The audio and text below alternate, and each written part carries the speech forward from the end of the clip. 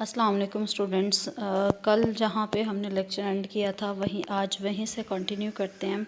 उसमें है कि सबसे पहले आपके पास था कि अगर ए कोई भी मैट्रिक्स है उसका ऑर्डर क्या है 3/3, मतलब 3/3 ऑर्डर का एक मैट्रिक्स है और आपने उसका क्या फाइंड आउट करना है, इन्वर्स फाइंड आउट करना है।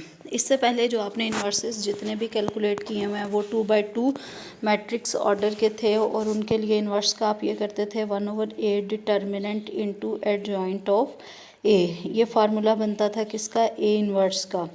तो ये आपके लिए करना इजी था क्योंकि एडजॉइंट अगर आपके पास ABCD ये मैट्रिक्स हो तो इसका एडजॉइंट किस तरीके से आता था, इन दोनों की स्पेस चेंज कर देते थे DA और बाकियों के आप साइन चेंज कर देते थे, तो इस तरीके से मैट्रिक्स का एडजॉइंट बन जाता था। लेकिन इशू यहाँ पे ये है कि ऑर्डर है आपके पास 3/3 का। यहाँ पे आप किसकी स्पेस चेंज करें और किसके साइन चेंज करें आपके लिए कंपैरेटिवली यहाँ पे करना पॉसिबल नहीं है। तो इसके लिए हम एक न्यू मेथड इंट्रोड्यूस करवाएंगे जो है एडजॉइंट फाइंड आउट करने के लिए हम एक ऑल्टरनेट अप्रोच यूज़ करेंगे।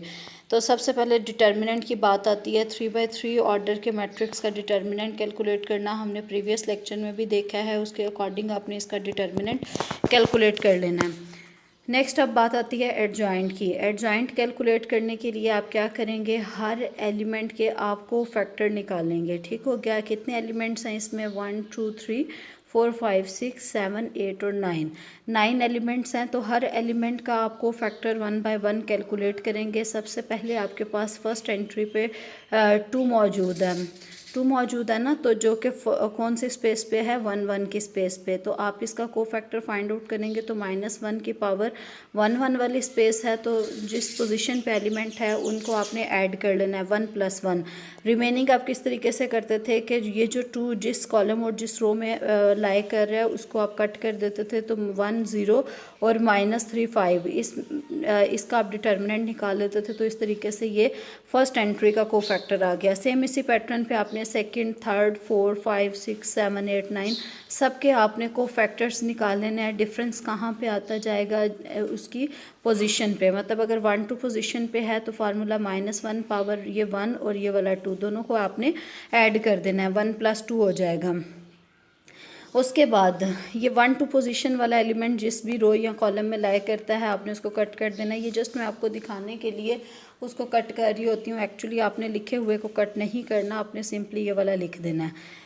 इसी तरीके से आपने तमाम A3 तक इनके को फैक्टर्स निकाल लिए। ठीक है। इसके बाद हम को फैक्टर ऑफ ए, ये एक मैट्रिक्स जो है वो हम मैट्रिक्स बना लेंगे जिसमें फर्स्ट पोजीशन पे फर्स्ट एलिमेंट का को फैक्टर, सेकंड पोजीशन पे फर्स्ट रो और सेकंड एलिमेंट का जो है वो को फैक्टर आ जाएगा। इसी तरीके से थर्ड, 4 5 6 7 और 8। अगर आप A11 की बात करें तो A11 आपके पास क्या आया था, 5 आया था, तो आपने इसकी जगह पे 5 और A12 क्या है, -5। इसको -5 से रिप्लेस, सेम इसी पैटर्न पे जो जो को फैक्टर्स आए हैं आपने उनको रिप्लेस कर लेना है। अब इसके बाद ये तो बन गया को फैक्टर का मैट्रिक्स। ठीक है, आपने ध्यान से देख लेना, ये मैट्रिक्स ऑफ को फैक्टर है, आपने इसको एडजॉइंट के साथ कंफ्यूज नहीं करना।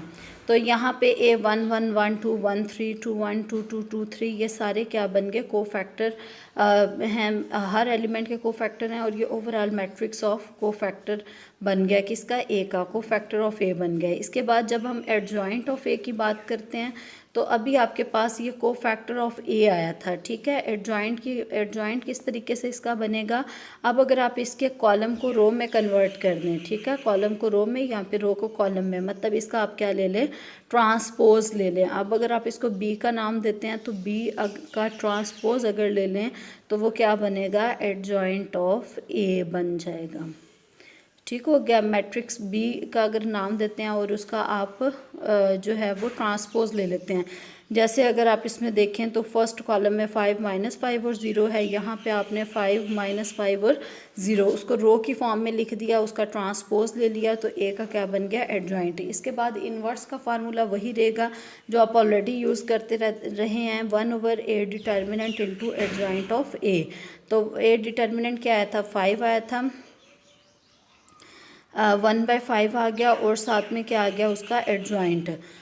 इसके बाद सेकंड इसका पोर्शन क्या था कि आपने ए इन्वर्स को ए से मल्टीप्लाई करवाना है, ये देखें सेकंड पोर्शन था क्वेश्चन का। Show that A inverse into A is equal to I3 stands for I3 stands for identity matrix of order 3। ठीक हो गया। ये आपने नेक्स्ट वेरीफाई करना था। ए इनवर्स आपके पास आ गया। ए इनवर्स को आपने ए से मल्टीप्लाई करवाना है। ए इनवर्स आपने ये वाला एक्सप्रेशन लिख लिया, ए मैट्रिक्स ये वाला है। अब इसको मल्टीप्लाई करवाने के लिए 1/5 आप चाहे तो अंदर ले जाएं, लेकिन अंदर लेके जाएंगे तो यहाँ पे 8/5 हो जाएगा, यहाँ पे 1/5, मतलब फ्रैक्शंस बन जाएंगी जो कि इसकी मल्टीप्लिकेशन में आपको टफ टाइम दे सकती हैं। इसलिए जो कॉमन है आप उसको बाहर ही आपने रहने दिया। नेक्स्ट आपने क्या किया, मल्टीप्लिकेशन प्रोसीजर परफॉर्म किया। वो किस तरीके से परफॉर्म होता है, इस रो को आपने इस कॉलम से मल्टीप्लाई करवाना होता है। पहली एंट्री को पहले से, दूसरी को दूसरे से, तीसरी को तीसरे से मल्टीप्लाई करवाया और साथ में प्लस साइन। सेम इसी पैटर्न में बाकी तमाम एंट्रीज़ को के लिए आप मल्टीप्लिकेशन मैट्रिक्स जो है वो कंस्ट्रक्ट करते हैं।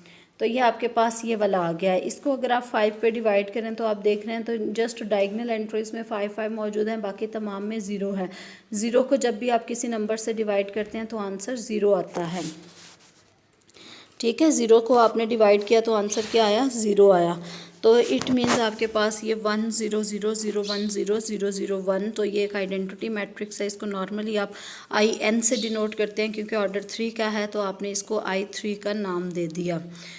नेक्स्ट क्वेश्चन है verify that A B inverse is equal to B inverse A inverse. तो इसमें ए बी ऑर्डर 2 का मैट्रिक्स है, बी भी ऑर्डर 2 का मैट्रिक्स है। आपने करना क्या है, लेफ्ट हैंड साइड इसकी लेनी है, राइट हैंड साइड लेनी है, दोनों को परफॉर्म करना है। और अगर तो आंसर इक्वल आ जाए तो इट मीन्स ये वेरीफाई हो गया। तो लेफ्ट हैंड साइड अगर आप लेते हैं, सबसे पहले अंदर जो पावर के अंदर -1 है ना, तो अंदर ए बी मौजूद है, मतलब ए को बी से मल्टीप्लाई करवाया तो ये आपके पास आंसर आ गया। उसके बाद उसका इन्वर्स कैलकुलेट करना है। तो ये ए बी मैट्रिक्स एक मौजूद है, उसका इन्वर्स जो अभी मेथड आपने एडजॉइंट वाला यूज़ किया है ऑर्डर 2 के लिए, जो पहले आप करते रहे थे उसी को यूज़ करते हुए आपने फाइंड आउट कर लेना है। इसका सेकंड पार्ट अगर आप देखें तो आपके पास क्या आता है, ए इनवर्स, ये आता है बी इनवर्स ए इनवर्स। तो सबसे पहले बी इनवर्स आप कैलकुलेट करेंगे, ऑर्डर 2 का मैट्रिक्स है, एडजॉइंट आपका सीधा सीधा आ जाएगा, इस तरीके से एडजॉइंट आ जाएगा। उसके बाद बी इनवर्स ए इनवर्स आप कैलकुलेट करेंगे और दोनों को मल्टीप्लाई करेंगे। मल्टीप्लाई करने के बाद आप देखेंगे कि इसका आंसर 1/2 -1/2 इस फॉर्म में आया और इसका आंसर भी यही आया। इट मीन्स लेफ़्ट और राइट हैंड साइड दोनों क्या हो गई, इक्वल हो गई और आपका जो है वो प्रूफ हो गया। इसके बाद ये नेक्स्ट सेकंड पार्ट के लिए भी आपने इसी तरीके से ये तमाम प्रोसीजर परफॉर्म कर लेना है। क्वेश्चन नंबर 15, इस तरह का सवाल आप ऑलरेडी मैट्रिक में कर चुके हुए हैं। ट्रांसपोज आपने लेना है, उसके बाद ए और बी को आपस में ए और बी को मल्टीप्लाई करवाना है, मतलब ये 2 मैट्रिसेस हैं। इसके लिए मल्टीप्लाई करवाने से पहले मल्टीप्लिकेशन कंडीशन आपने लाजमी ऑब्जर्व करनी है। वो क्या होती है कि पहले के अगर कॉलम्स और दूसरे की रोज़ सेम है, जैसे ये 1 2 और 3 कॉलम्स हैं, रोज़ देखें तो 1 2 और 3, मतलब पहले के कॉलम्स और दूसरे की रोज़ की तादाद अगर सेम है तो तब मल्टीप्लिकेशन हो सकती है, अदरवाइज़ मल्टीप्लिकेशन पॉसिबल नहीं है।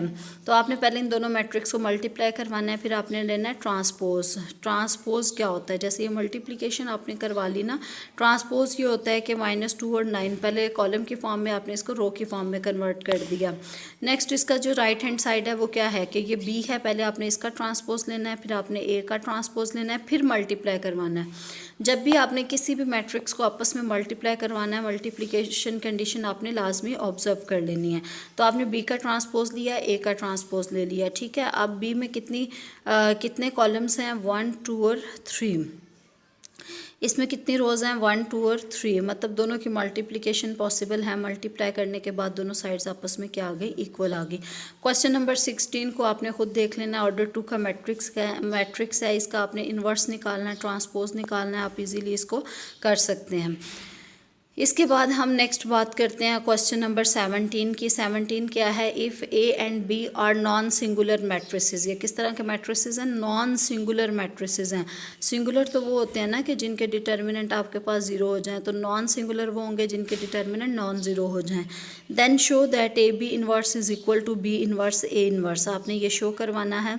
अब अगर आप देखें किसी भी नंबर को अगर आप किसी दूसरे नंबर का इन्वर्स कहते हैं, फॉर सपोज अगर आपके पास 3 मौजूद है तो इसका इन्वर्स मल्टीप्लिकेटिव इन्वर्स की बात करें तो किस नंबर से मल्टीप्लाई करें तो आंसर क्या है 1 आए। तो ये 3 और 1/3 क्या बन जाते हैं, इन्वर्सेस बन जाते हैं।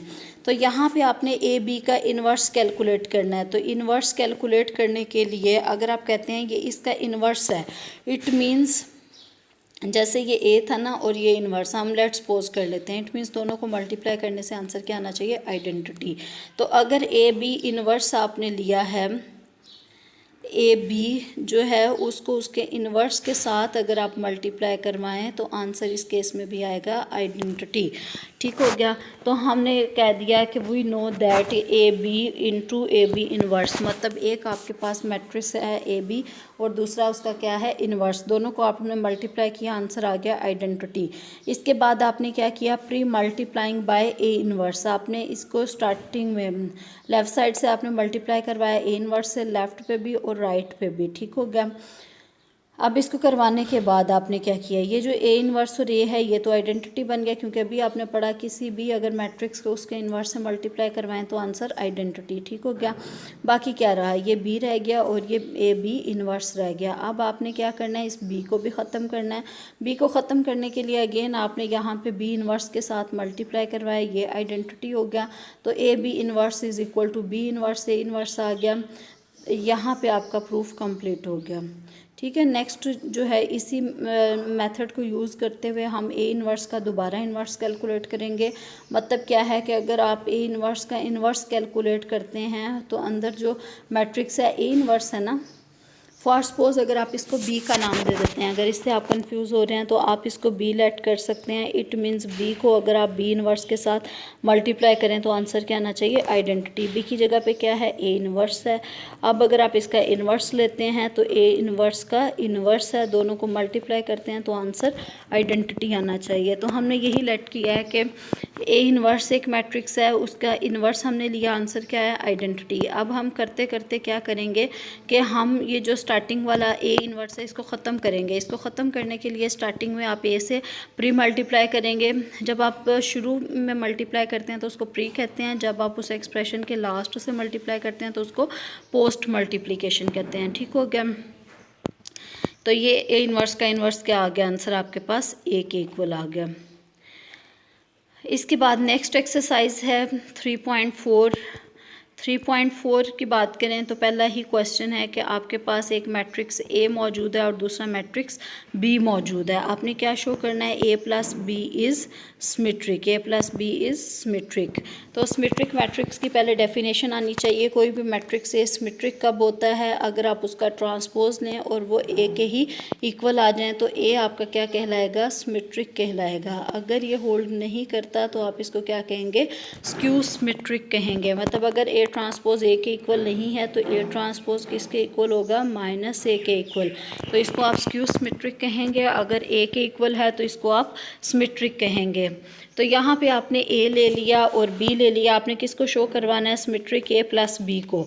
तो अब ए की जगह पे क्या मौजूद है, ए प्लस बी मौजूद है। It means A plus B का अगर आप ट्रांसपोज लें तो अंदर वाला एक्सप्रेशन जो है ए प्लस बी वो आंसर आना चाहिए। ठीक हो गया।